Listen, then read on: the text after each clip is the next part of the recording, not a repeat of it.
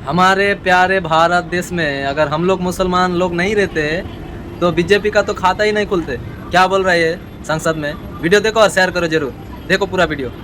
अगर हम मुस्लिम ना होते आपके हिंदुस्तान में तो बीजेपी का तो खाता ही नहीं खुलता। आप चेक रिपब्लिक में निखिल गुप्ता बैठा है, लेके आओ ना उसको। कुलभूषण यादव पाकिस्तान में बैठा है, लेके आओ ना। कतर में हमारे फौजी बैठे, लेके आओ ना उनको। अरे कहाँ तुम्हारी देशभक्ति है? अरे निखिल गुप्ता को लाओ, इस कानून में इस्तेमाल करो, मगर वो नहीं बोलेंगे। ये बांग्लादेश की बात बहुत करते हैं, बांग्लादेश का जीडीपी हमसे बेहतर है। और वही नहीं, हमारे यहाँ के बच्चे 9,500 वहाँ पढ़ते हैं और उनके सिर्फ 2,000-2,600 बच्चे यहाँ पढ़ते हैं। मैं आज जद पे हूं तो इतना खुशगुमान न हो, चराग सबके बुझेंगे, हवा किसी की नहीं। हम डरे नहीं हैं, हम सिर्फ सरकार से अपील कर रहे हैं कि हमें अपना समझिए। हम आपके अपने हैं, इस देश के नागरिक हैं और आप ताकत में है। संख्या बल के आधार पर बिल हो सकता है आप पास करा ले, लेकिन आपको यह बात समझनी पड़ेगी कि हम तो वो तारीख हैं, जहनों में रहना है जिसे, कागजी पुर्जे नहीं जो फाड़ डाले जाएंगे।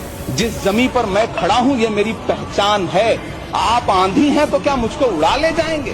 मुझसे पूछा जा रहा है कि 500 साल पहले तुम्हारी मस्जिद थी, नहीं थी। ख्वाजा अजमेरी की दरगाह कह रहे नहीं है। अरे सर, अगर मैं इस पार्लियामेंट में खोद दूं, इसमें गड़ा कर दूं, तो खाने जहां का हिस्सा मिलेगा तो मेरी हो जाएगी। What has change, please tell me. वजीर आजम कहते हैं कि वक्त का ताल्लुक संविधान से नहीं है। अरे कौन पढ़ा रहा है वजीर आजम को? आर्टिकल 26 पढ़ा लीजिए। खुदाई चल रही है इस देश में, कई जगह खोदे जा रहे हैं।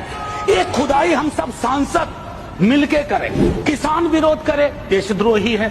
विद्यार्थी विरोध करें, नौकरी के लिए नौकरी मांग रहे हैं आपसे, और कुछ तो नौकरी भी नहीं मांग रहे हैं, परीक्षा समय पर कराने की मांग कर रहे हैं। आप कह रहे हो अराजक है, नक्सल है। 14 का चुनाव, 19 का चुनाव, 24 का चुनाव, जवाहरलाल नेहरू नहीं आ रहे हैं, विपक्ष आ रहा है, कांग्रेस आ रही है। 100 साल आप चुनाव जीतेंगे लेकिन नेहरू को फिर भी वहां खड़ा पाएंगे। मंदिर बना दिए हमने, ये बना दिए, आप अपनी पीठ थपथपाते रहे। मोदी जी की गारंटी है करके जब उन्होंने कहा तो आप सभी ने तालियां बजाई, बेंच को बजा बजा कर अपने हाथ दुखा दिए। मैं आपसे एक सवाल करना चाहता हूं, आंकड़े आपके ही है, आपने एग्जामिनेशन सिस्टम को तो क्लियर कर दिया है, नौकरियां कितनी है ये बताइए। हाईली क्वालिफाइड बच्चे आज क्लर्क की, चपरासी की नौकरी के लिए अप्लाई कर रहे हैं कि आज पढ़े लिखे बच्चों की हालत ऐसी हो गई है कि पढ़ो फारसी और बेचो तेल, ये हालत हो गई है।